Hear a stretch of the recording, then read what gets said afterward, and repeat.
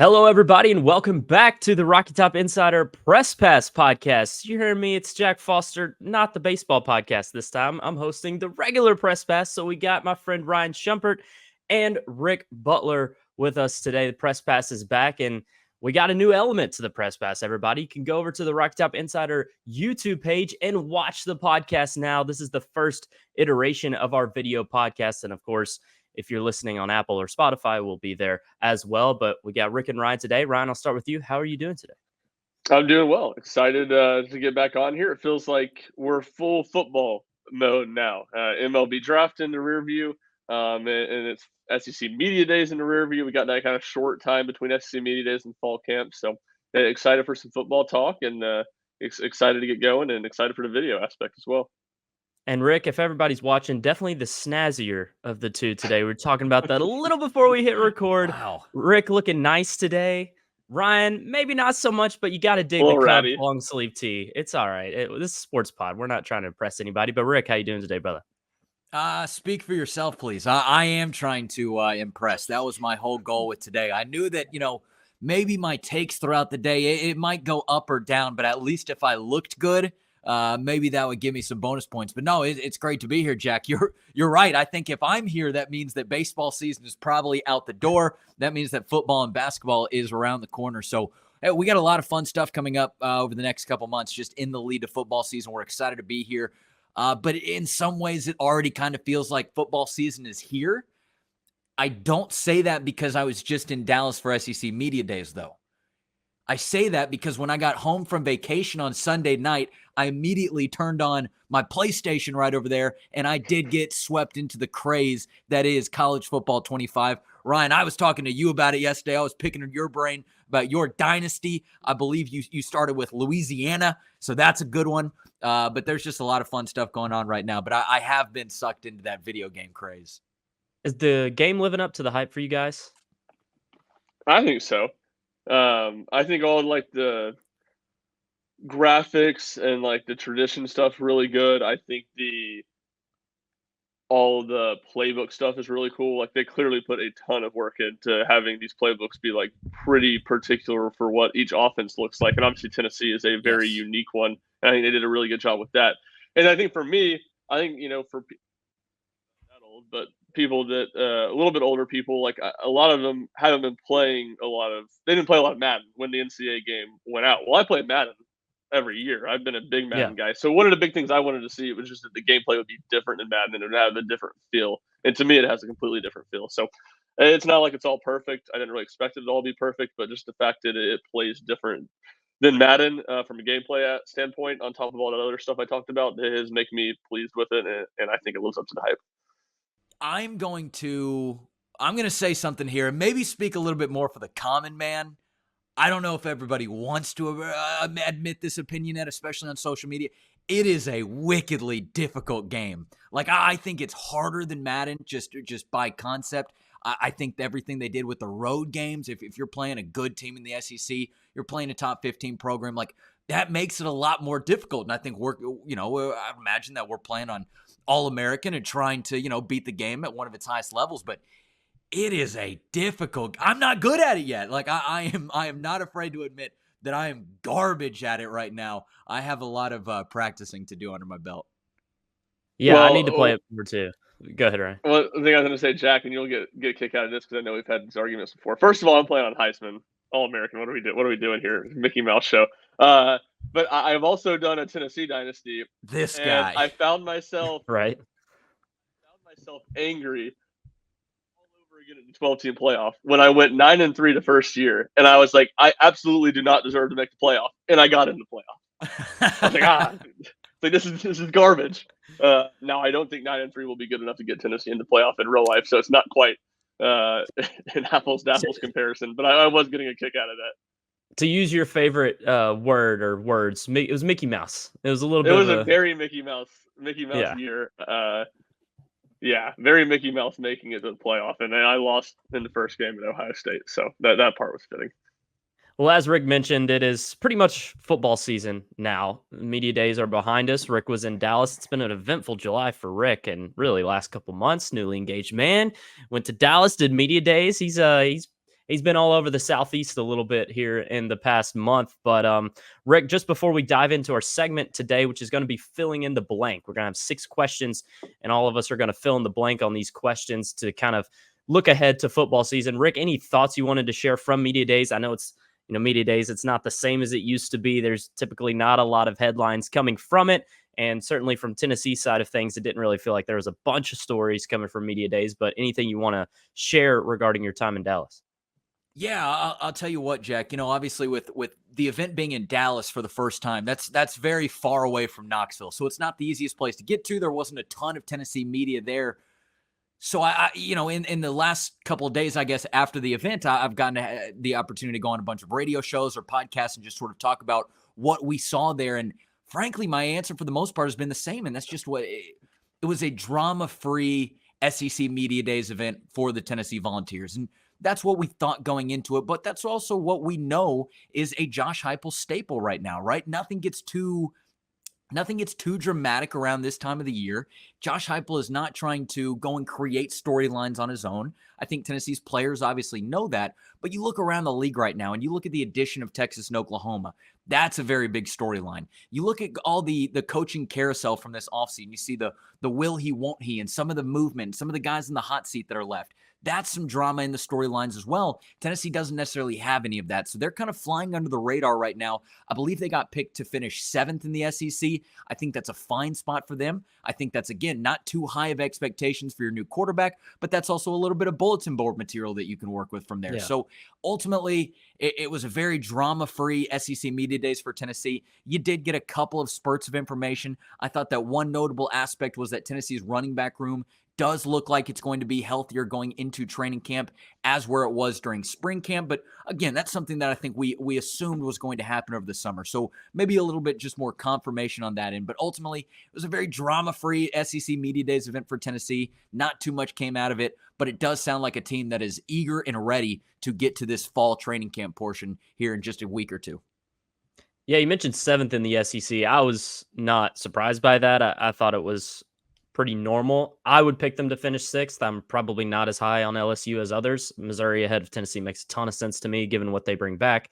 But 6th, 7th, it feels like that's the range for Tennessee. Ryan, did you agree with 7th? Where would you have had Tennessee to finish? Yeah, I'd probably had Tennessee finish a little bit higher, 5th or 6th. But I think the thing that stands out to me is that in the rankings from 5 to 8, which would have been Missouri. I think LSU, Missouri, Tennessee, Oklahoma. Yeah. The gap between 5 and 8 was smaller than the gap between 4 to 5, which would have been Ole Miss to LSU, and then from 8 to 9, which was Oklahoma to Texas A&M. So to me, I just see a lot of teams really tight there in the middle. Now, personally, I would say to me the gap's more 4 to 7, really tight. I would include Ole Miss in that section of it being really tight, and I don't think Oklahoma's going to be quite as good as the rest of that group. But I see that group from 4 to 7 to me being pretty similar entering the season, and I think Tennessee's somewhere in there. Obviously, they end up on the lower side of it in the rankings, and I would probably predict, just from an odd standpoint, that they'd be a little bit better, whether that be 5th or 6th. And certainly wouldn't be surprised by 4th. But that's kind of how I would break it down. And I think Tennessee's kind of in that second class of teams in the conference. I think there's Georgia, Texas, Alabama at the top. To me, those are the 3 best teams. And then there's a group in the middle or right behind them. I think Tennessee's kind of in that group. Yeah, it's a fair point. Go ahead, Ray. No, you go ahead. I was just going to say, it feels like to me, I'm pretty big on Ole Miss this year. I tend to agree with there being a top 4. I don't really know if Alabama's going to be better than Ole Miss this year. I think they'll be pretty darn close, but whereas Texas and Georgia kind of feel like the top 2. But it does feel like 4 teams are from the SEC are definitely going to make the CFP. And then it's that glut you mentioned, maybe not Oklahoma in it, but certainly Tennessee, Missouri, LSU in that, where they're going to be jockeying for one of those final spots in the CFP. And maybe one of those teams can surprise us with an 11-1 season or something like that.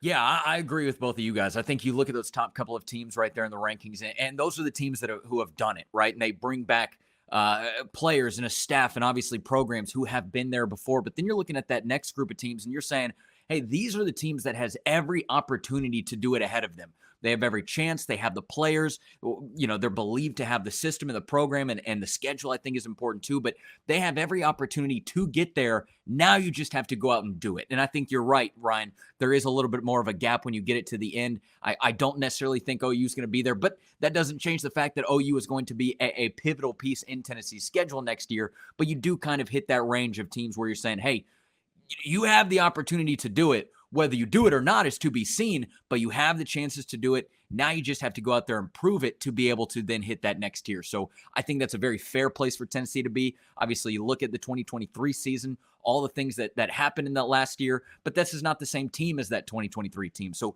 Tennessee's got new chances across the board to make an impact, to make that rise, to elevate themselves back to where they were during that 2022 season at times.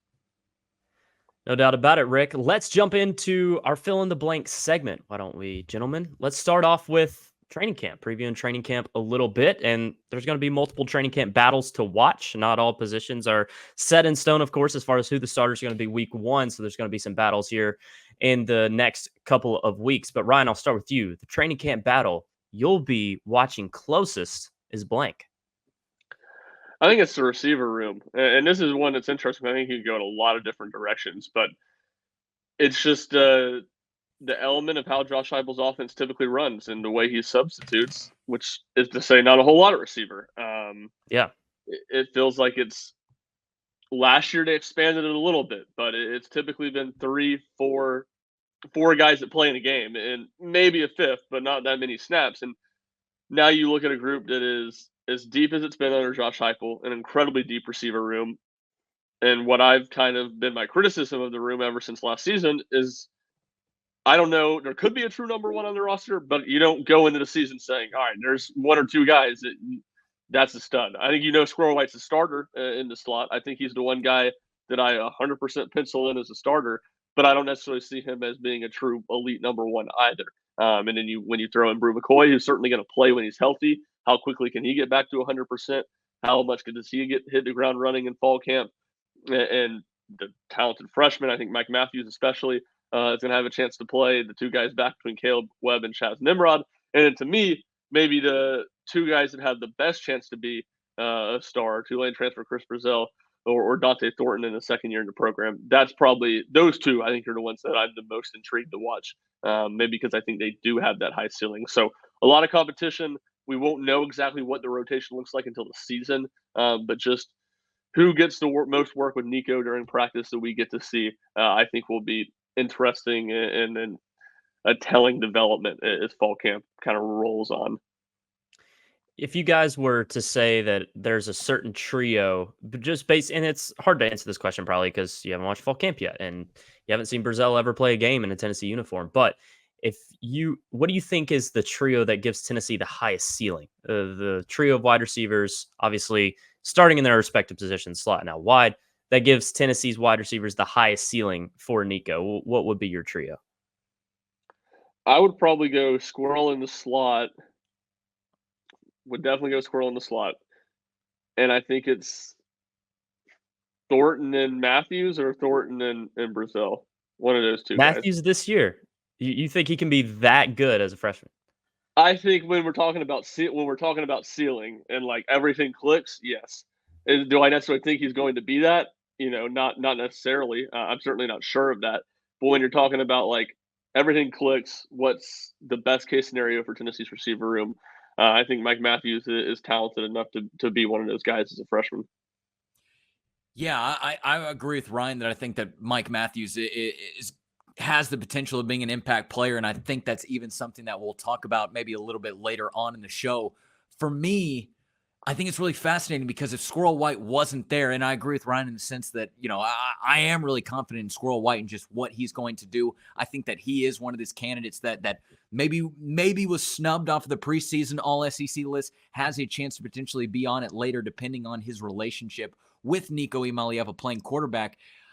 I really wonder going into this what are the differences in Dante Thornton and Chris Brazell's games? Well, what does one do better than the other? What is one going to do to maybe separate themselves from the other? Obviously, they're both guys who are tall, lengthy receivers. They're both deep threats, but something I think we did see a little bit of and certainly heard about during spring camp was that Chris Brazell is a very tall receiver who's got the ability to play small, play in those tight windows, and play in those tight spaces. I remember one video that Tennessee tweeted out during spring camp of him making a really nice diving catch on an out route.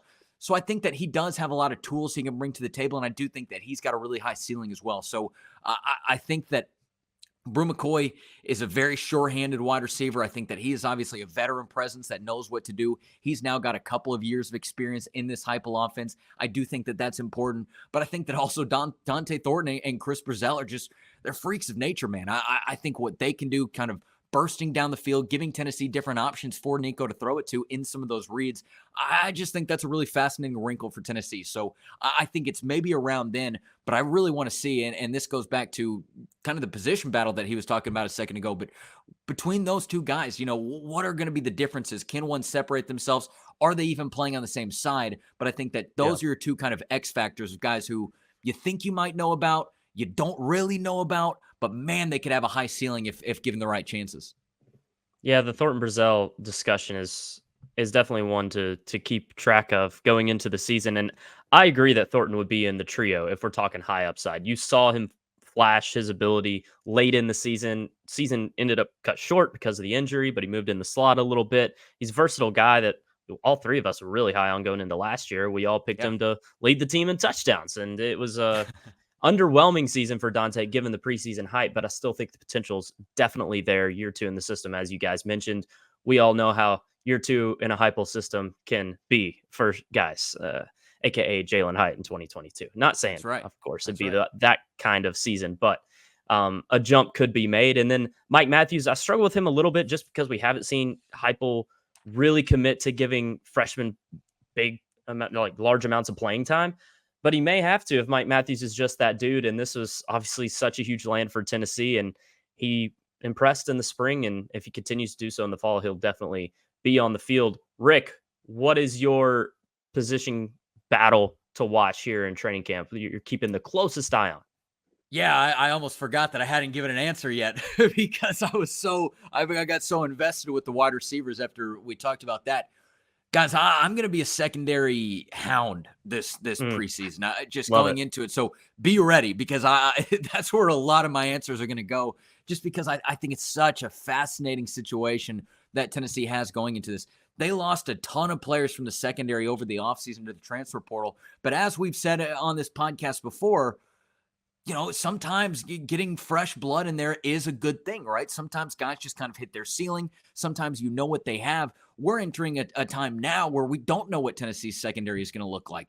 It's comprised of a couple of players they brought in from the transfer portal, certainly with Jacoby Thomas, Jalen McMurray, and Jermon McCoy. But then they've also got a couple of guys who have been waiting in the shadows a little bit over the last couple of years because you've had some older players, and that is Ricky Gibson, that is Jordan Thomas, that is Jordan Matthews, some of those guys. So I think you for the Tennessee secondary right now, you kind of have this mosh pit of, guys who are going to be given every chance during fall camp to go out and take one of those spots and get it done. Now, I do think there are a couple spots that are probably going to be lined up, but even look at the cornerback battle. And as I was doing my research for this, I did realize that 3 of Tennessee's kind of, to me, 4 cornerbacks do have the same JM initials. So that was a little bit confusing in getting together with Jalen McMurray, Jermon McCoy, and Jordan Matthews. But that is going to be a battle where I'm just excited to see what happens. And Ryan, this actually goes back to something that you said yesterday. We're going to hear a lot this preseason of, guys in the secondary, they're working between positions. And, we want to have a fluid secondary where guys can bounce around. But at the end of the day, 2 of those guys have to be the starting cornerback. So who are those 2 guys going to be? I think that Jermon McCoy's got a great chance. I think that Ricky Gibson's got a great chance as well. So I think that those 2 guys are going to be in, but really for the whole secondary, there are a lot of new pieces, and Willie Martinez does have experience with some of these players in this group, but also, again, you're bringing some of them in. So I'm going to be really interested to see what the secondary does, even if we kind of have an idea of where they're going to go. I just think that it's going to be a fall with opportunity abound.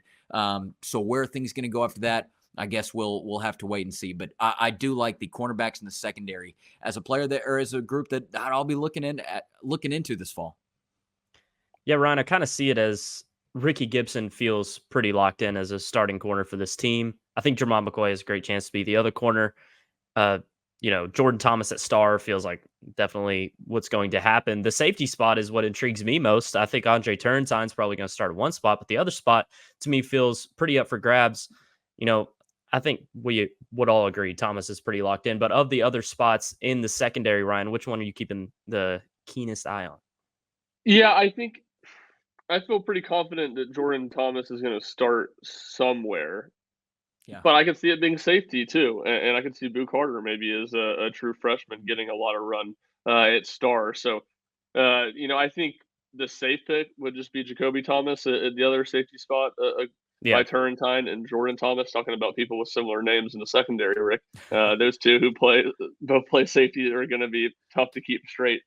That's probably the safe pick. But I could see a number of different ways being different guys moving around a little bit. Does John Slaughter take a second year leap?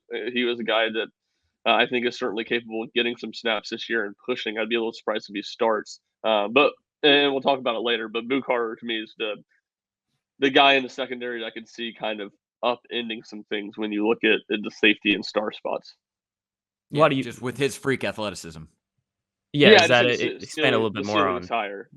Yeah, the ceiling. Yeah. I mean, I have he's my answer for another question, so I'll Okay. wait and talk We'll more save about it. him later. We'll save it. Neither of you guys talked about left guard, and I think it's because when you look at the receiver and secondary, rooms, there's a little bit more of an unknown. Definitely with secondary, it's 5 new starters this year, so the importance of some of those guys to step up and have big season for Tennessee secondary is much more important than say one of these left guards stepping up and having a big season. And the same goes for receiver. I would like to think those two positions, those two rooms are more important going into this training camp or this fall camp, I should say, than the left guard position, but definitely going to be a lot of battle for that left guard starting spot in the fall as well. Let's move on to our second fill in the blank question. Rick, I'll start with you this time. The freshman with the most upside to have a big impact year one is blank. Well, I think we might have already touched on the two that immediately come to my mind here in this last segment. But if Ryan's going to go with maybe Boo Carter as I'm picking up from his last answer, then I will throw it back over to Mike Matthews. And I won't keep it too long because, again, we just talked about him. But this is a guy who people have been raving about this summer. Not only I think the people inside of Tennessee's program, but there's also been some national buzz about what Mike Matthews can do, talking about impact freshmen, guys who can step onto their campus and maybe give Tennessee a different role. Now, I don't necessarily see, maybe it grows into it, but especially at the beginning of the season, I don't necessarily see a quote unquote full-time role for Mike Matthews in the offense. But I think that he's maybe one of those guys that Josh Heupel and Joey Halsley look at and say, this guy is so talented that there's got to be a couple of ways that we can maybe get him on the field throughout games. We can put him in the right positions to be able to make him succeed. And I think that is a way that he can find success here early in the year. Now, who knows? I mean, it's only July right now. Maybe there is a chance that by October, he has stepped up and he has made a name for himself on the national level because of what he's doing to play. But again, I just think for starters, at minimum, there's an opportunity for Mike Matthews to go out there in certain situations with certain offenses and certain schemes. And I think that this staff is absolutely smart enough, and has a skill set around him. I mean, you need a good quarterback. You need a good offensive line to get these things done. But I think he's a guy who could step up, who could have some big flashes throughout the year. Maybe that rolls into something else by the end of the year, something bigger and better. But I think that, again, at the minimum, at the floor, they've got a couple of chances each game to put him in situations, and he is so talented that it's not even necessarily that you're guessing or you're hoping it might work out. I think if you put him in position to succeed, he can make that happen. So I'm going to go with Mike Matthews as my impact freshman. Again, maybe not to lead the team in a certain category, but I think that he can give Tennessee a big X factor when they need it throughout the season, which will be a longer season with the extra bye week thrown in as well. So that's kind of who I'm looking at. What do you think would be the most likely factor to prevent Mike Matthews from having a lot of playing time year one? Is it Heupel sticking with, experienced guys, giving them more playing time? Is it the other guys just being better? Is it Matthews not being able to pick it up as quick as maybe some would think, or him taking a little bit of time to get acclimated, of course, as a true freshman? Because it feels like talent wise, he's definitely among the top of this room. But what do you think would potentially hold him back from getting a lot of playing time year one? Yeah, the first thing that comes to my head is just the success of the other guys in the room. I think you look at guys like Brew McCoy and Squirrel White, and you see a position on the field for those guys as some of the returners, as long as they're healthy. And then again, we've talked about sort of the high ceiling that guys like Dante Thornton and Chris Brazzell can bring to the table. I think that this Tennessee offense, if you're not seeing him in a full-time kind of starting role, I think that speaks to the other players around them that they have been able to step up, and that Josh Heupel feels comfortable having each one of them in a particular role on the field. If Brew McCoy is going to be sort of your sure-handed big body target on the outside, well, Squirrel White's going to be that more shifty guy from the slot, and then you have the Dante Thorntons and the Chris Brazels as, again, maybe a little bit more of the X factor, the guys who can take it 71 yards over the top of the field like we saw in the orange and white game, or some of the guys who can play in that short middle of the game if, throwing the defense off their heels a little bit. I think that would speak highly to just sort of where Tennessee's offense is going. So first thought that comes to my head is if you don't see him as much, I take that as that's probably because the other guys have been able to, find success in their roles that they're given. All right, Ryan, let's hear about Boo. Let's hear it.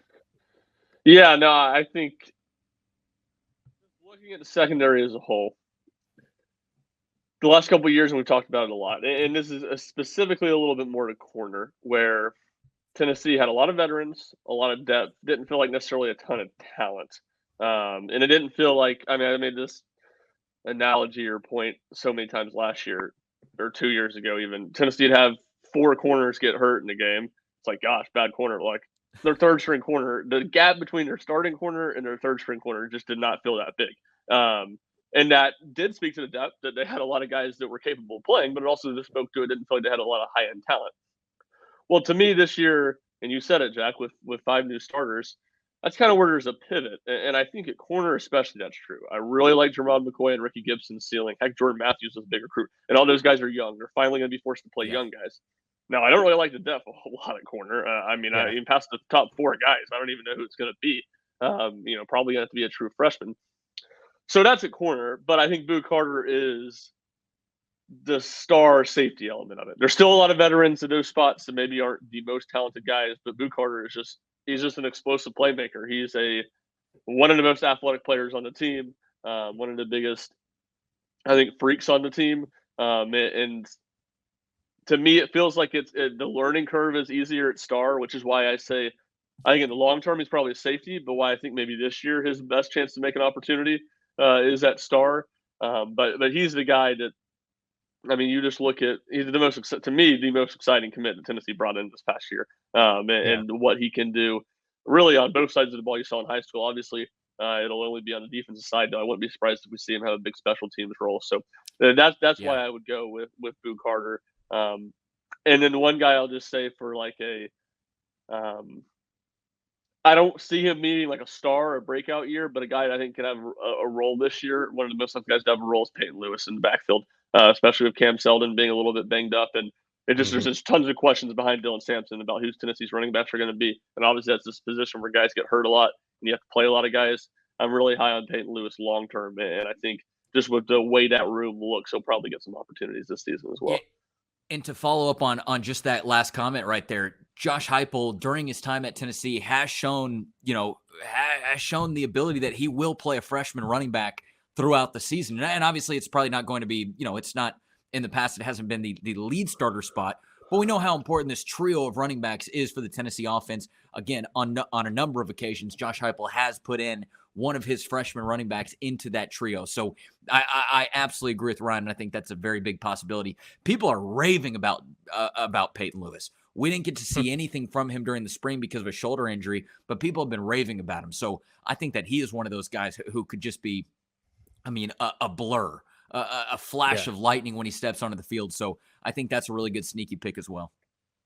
Yeah, it feels like if Seldon is going to have an injury that, lingers going into the season or something like that, gets banged up again, Lewis is the guy to back up Dylan Sampson. And you said it wonderfully, Rick, that Heupel has always pretty much used 3 running backs, whether it's, Jalen Wright is a freshman in 21. And of course, Sampson the last couple of years has been a factor. Small Wright, Sampson last year were all three used a lot. And yeah, I've said it a couple of times that I don't know who's going to be that explosive playmaker for Tennessee's offense to kind of fill Jalen Wright's shoes, because felt like Wright was kind of the only guy who could just, take it to the house at any moment's notice. He was the big home run threat.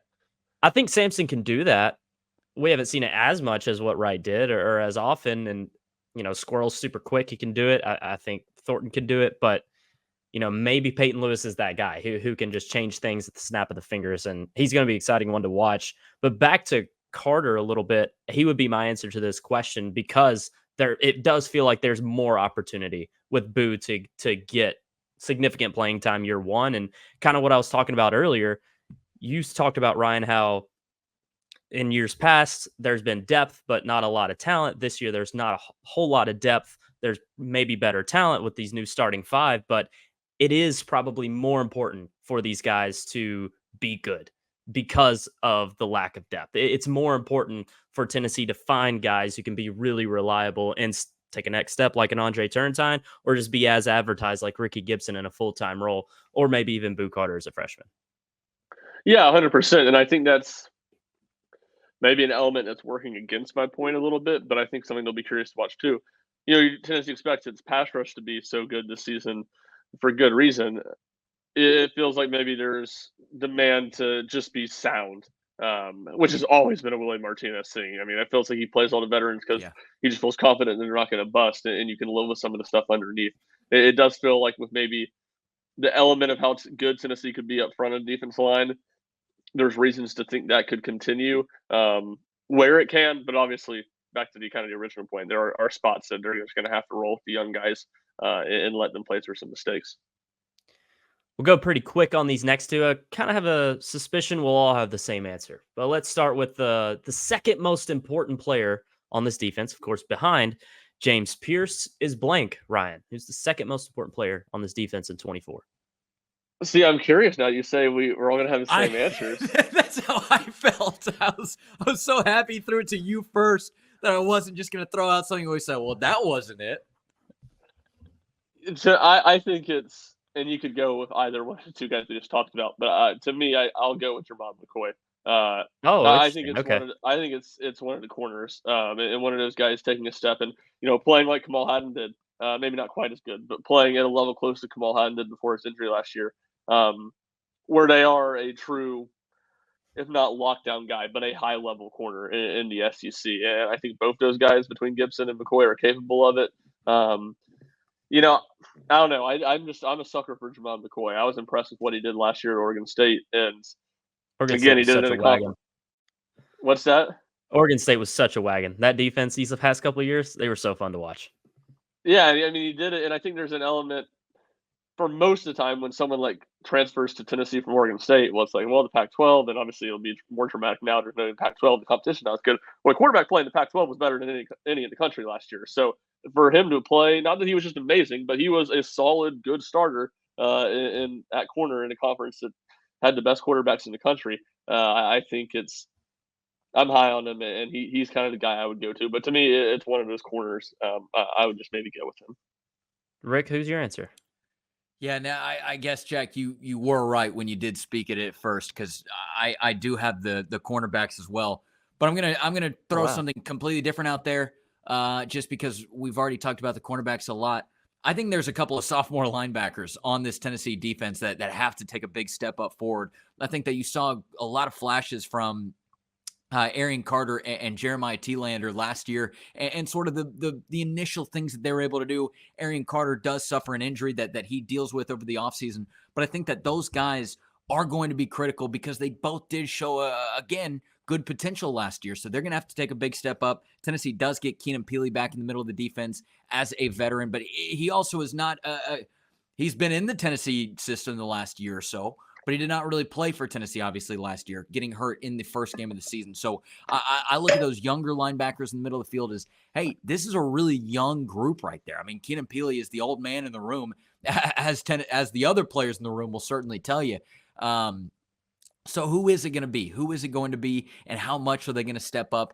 I still think that the cornerbacks are going to be the most important because of the overwhelming confidence that we all probably have about the defensive line. So secondary has to step up. Secondary has to be good to not just make that a moot point from your pass rush. But I think that the guys in the middle of the field as well, I think they got a big task ahead of them. I think that they have a lot of growing to do here early in the season. But I do look at some of those younger linebackers as guys who are going to be really, really important, especially as the season goes on.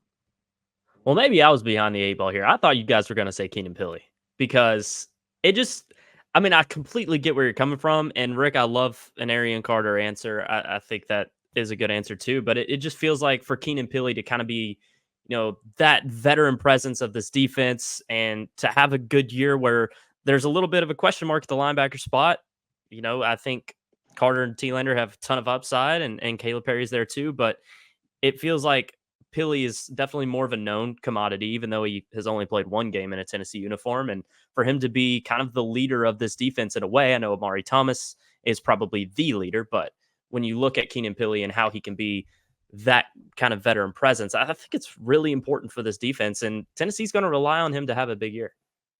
Yeah, no, I think that's true. And I think from an aspect of calling the defense too, it's big because Tennessee has, just as Rick talked about, everybody else is kind of young, talented guys at that linebacker spot that you're hoping can take another step forward.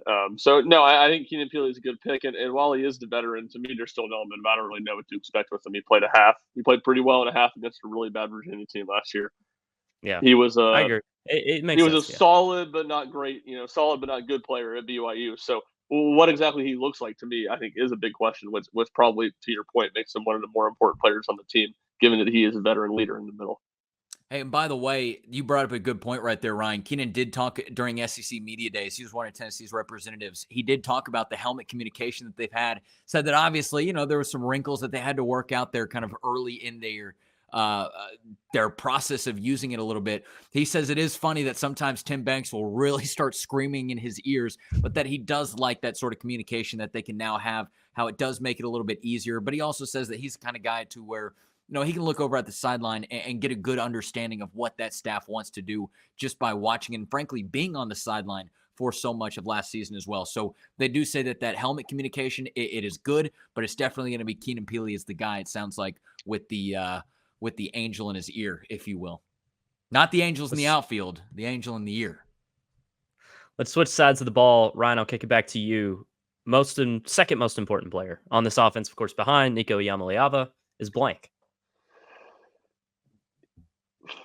It's a tough one, and It is kind of in the same way that you maybe go to receiver. But I'll say Lance Hurd, the LSU offensive tackle transfer.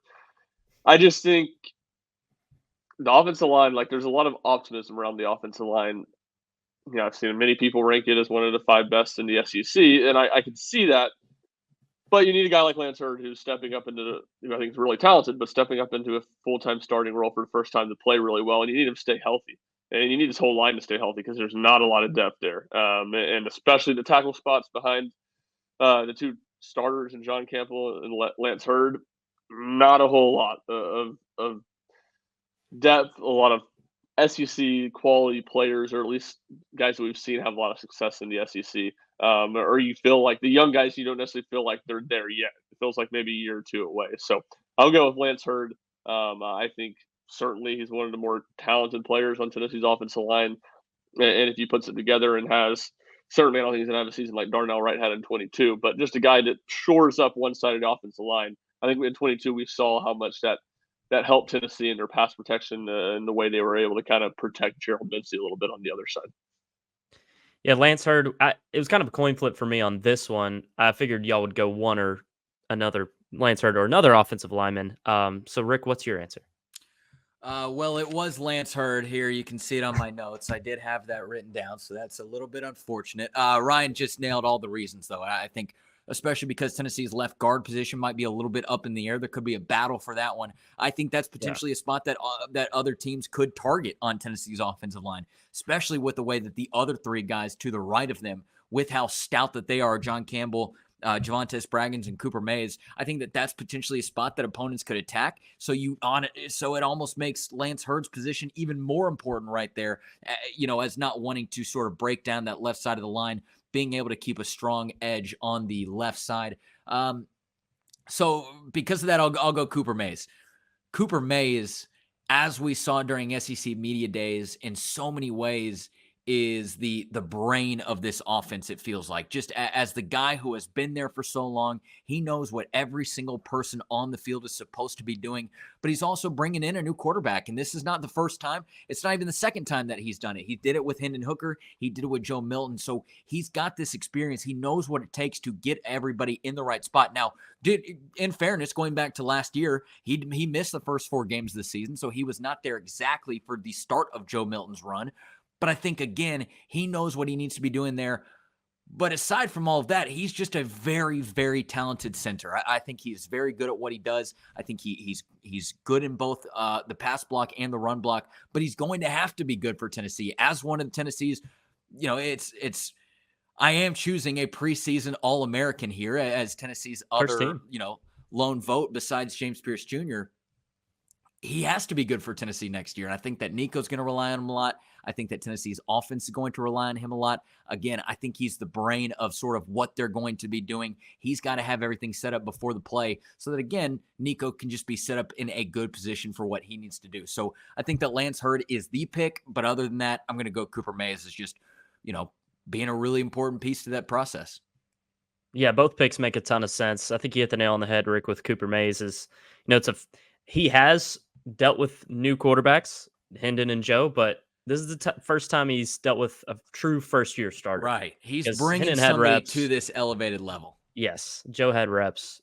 Not so much for Nico, just one game. So, yeah, it's going to be important for Mays to, do what he basically does. And arguably the most important thing for this offense, lack of a better word, but Cooper Mays' health, not his play, just his health, staying healthy. That's been kind of a difficult thing to have happen for Tennessee. Cooper Mays has dealt with a lot of injuries during his time on Rocky Top. So staying healthy is paramount for Cooper Mays and this Tennessee offense. And Nico, like you said, he's the brain. It kind of all starts with him and Nico. So that's why I think those two are probably the two most important players on this offense. I'd probably side with Mays over Hurd, but I see both sides of the argument.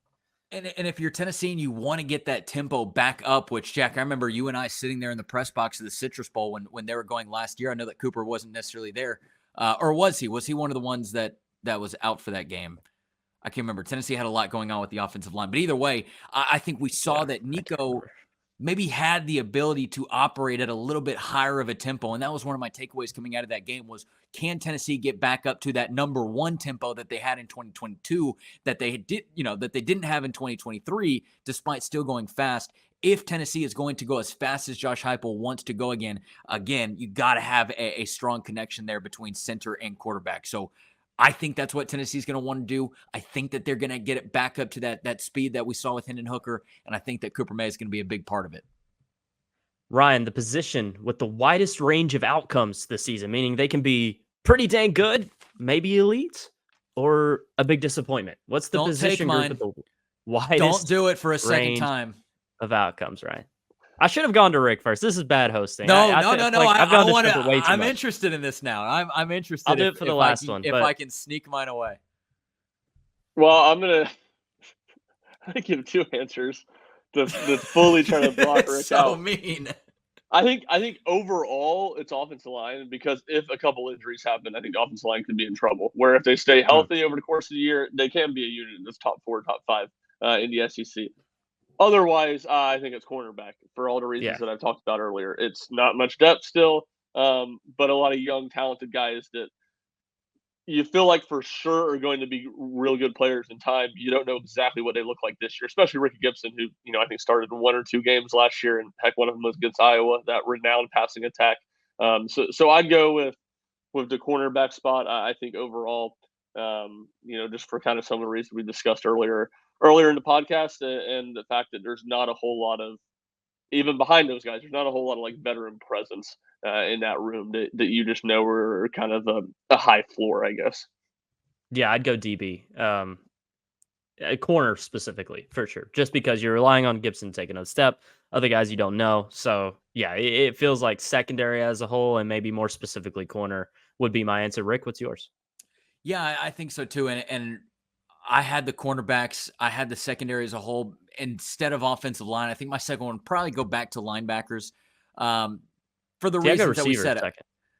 Okay, see, I think that's fascinating. To me, with the linebackers, again, it is still just relying on these players to take that step forward. And I think that they can and they will. I think there's more reason to believe that they have that opportunity as opposed to they don't. But you are dealing with a couple of young players who you need to step up into that spot. You're dealing with a guy like Keenan Peely, who has seen a ton of experience in his days, but he's returning from a long absence away from the field right there. So I don't necessarily think that, you know, they might have a gigantic range right now. I think that's something that could come eventually with some of these guys getting older, but I think that they do have a range of what they could do on the field just because of the players that they have, because of the depth that they have. I think there is a little bit of a range there, but I think that you guys hit the nail on the head with the secondary, with the cornerbacks first and foremost.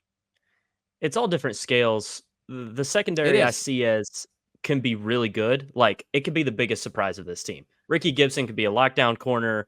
Turrentine could take a huge step. You know, the Oregon State guy could be a dude. Jamal McCoy, name escaped me there for a second.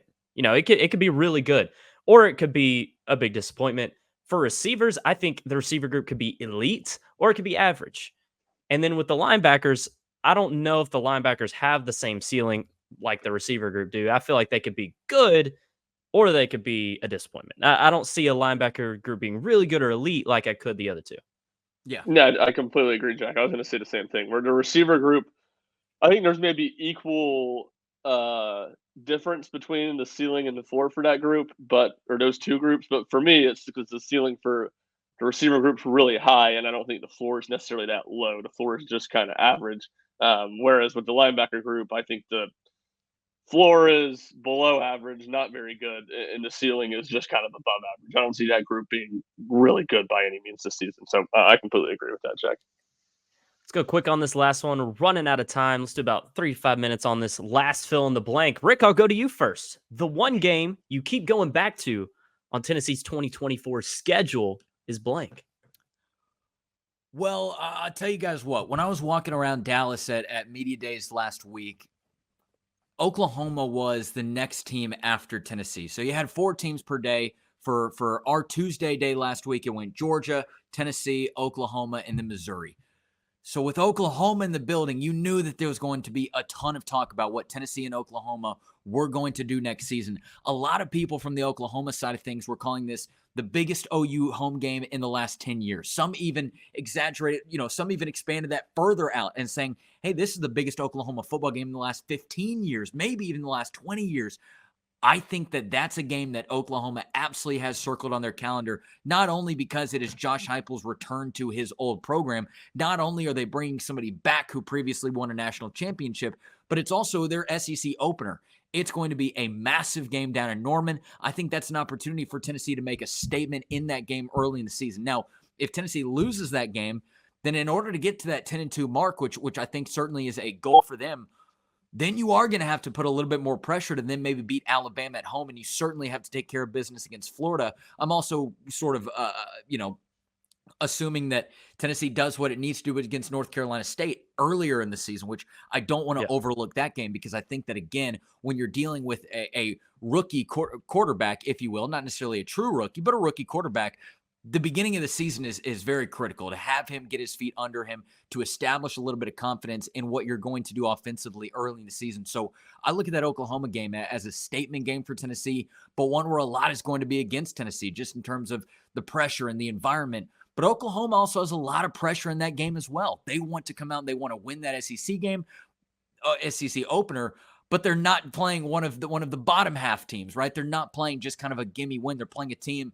that's going to come in with an electric offense that wants to, again, prove a point early in the season. They kind of want to prove that, hey, Josh Heupel is with Tennessee for a reason, and he's not necessarily going to go back to Oklahoma. There's a little bit of bragging rights there. So to me, the game that I continually have circled on the calendar is Oklahoma because of the test that's going to challenge Tennessee with early in the season. Do you echo that Jack, sentiment, Ryan?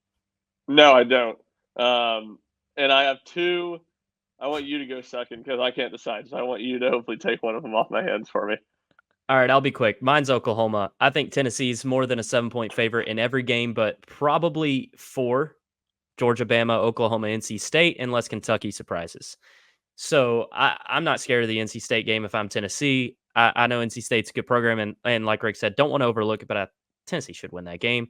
Oklahoma, to me, that game's important, super important for them. Like Rick said, I echo everything he said. Oklahoma's the one for me. And if Tennessee impresses big against Oklahoma, that completely changes my thought for Alabama. Right now, I'd probably lean Alabama, but if Tennessee lays a smackdown in Norman, I'm probably going to be leaning Vols third Saturday of October. So that game will tell me a lot about this Tennessee team there in week 4. Yeah. All right, well, you're going to make me talk about both of them. I will say NC State. I think both y'all, despite your pleas that you're not disrespecting them, maybe are disrespecting them a little bit. Like, the line's 3.5 points right now. And Tennessee, a really good Tennessee team 2 years ago, went and barely beat a really bad Pittsburgh team playing their backup quarterback. These games early in the season are just to me challenging. Okay. I was going to say something, but it was a true road game, but there wasn't a lot of Pitt fans there, so I should take that. Yeah, and you're right. It was more of a true road game. And I'll say this, and people aren't going to like this. Tennessee loses that game if Keaton Slovis doesn't get hurt. Tyler Barry might be MVP that season for injuring Keaton Slovis at the end of the first half in that game, because Tennessee's defense played very mediocre in the first half, and then the backup quarterback, can't remember his name, was pretty bad for Pitt and didn't do anything in the second half. So I think that's a big one, and I would pick Tennessee to win. I do think Tennessee wins that game, but I just think it's going to be a close game. I would be surprised if that game is not a close game. And to me, that just changes the dynamic of the season. You win that game, then all of a sudden you're looking at take care of business against the teams you should, find a way to win one of the Oklahoma, Alabama, and Georgia games, and you're going to be in the playoff. The other one I would say to me is Alabama, just from the standpoint of all those big games that you talk about. And you could probably throw Florida in here too. But a lot of the big games you talk about as potential losses or the most likely loss on Tennessee's schedule. The Alabama game is the only game at home. And I think to defend your home field, to win the game when you have the home field advantage is big. And just the aspect that Nick Saban's gone, Kalen DeBoer's there. It's a completely new element of the rivalry. It feels like Tennessee's done more to even it up the last 2 years. Obviously, they finally win 2 years ago. Let a game completely get away from them last year in the second half that at the very worst should have been a very competitive game in the fourth quarter. I think it's from that aspect, though, maybe it doesn't matter as much about this season. It's just a big stepping stone game for Tennessee to try to say that, hey, in this new era of the rivalry with Nick Saban gone, we're kind of on even footing. Yeah, I feel like the answer to this will probably shift throughout the season as it should. But leading in, I don't know, man. It just feels like if Tennessee beats NC State by 10, I don't really change my opinion all that much. Like, I kind of expect Tennessee to win that game. If it comes down to the wire, maybe I think less of Tennessee. I just feel like there's a clear gap between Tennessee and NC State this year, whereas with Tennessee and Oklahoma, it's very blurry. It would not surprise me if Oklahoma's a little bit better in Tennessee this year, or vice versa. Of course, I'd lean Vols, but I don't know. It just feels like the NC State game isn't one that to answer this question, I keep going back to really as much. I think the repercussions for losing to Oklahoma are not nearly as significant as losing to North Carolina State. And I think North Carolina State's a very losable game. I agree with your aspect of like Tennessee wins by 10. I'm not sure it completely changes my opinion about them, but it's the second game of the year. It's just about surviving and getting a win to me.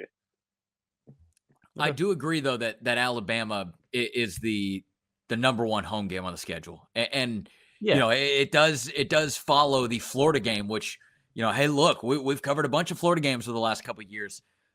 They have the opportunity to go any which way, but I think that Florida right now, at their current standing and what they bring to the table, and certainly what they're going to be going through during that point in the season, I do give Tennessee enough benefit of the doubt to be able to take care of business and set up that Alabama game as, hey, I'm not going to go ahead and call Alabama a sitting duck or anything like that, but you've got an opportunity to really follow up on what Tennessee did in 2022 and kind of continue this next chapter of this rivalry with Kalen DeBoer now stepping into where Nick Saban was. So I absolutely agree that biggest home game, Alabama for sure. Well, that'll do it for this episode of the Rocky Top Insider Press Pass podcast, the first RTI video podcast ever, I think. Maybe there was one way back before us, but since we've been all together at RTI. It's the first video pod, so good to get that done today, and you can expect more of the same throughout football season on the Rocky Top Insider YouTube page, and of course, listen on Apple Podcasts, Spotify, wherever you find your podcast. That's Rick Butler. He's at Rick Butler on all socials. Ryan Schumpert is at rshump00. That's SCHUMP. Follow Rocky Top Insider at Rocky Top Insider on all socials, as I mentioned, and I'm at Jack Foster Media if you want to slap your host a follow. Until next time, for Ryan, for Rick, I'm Jack. We'll see you.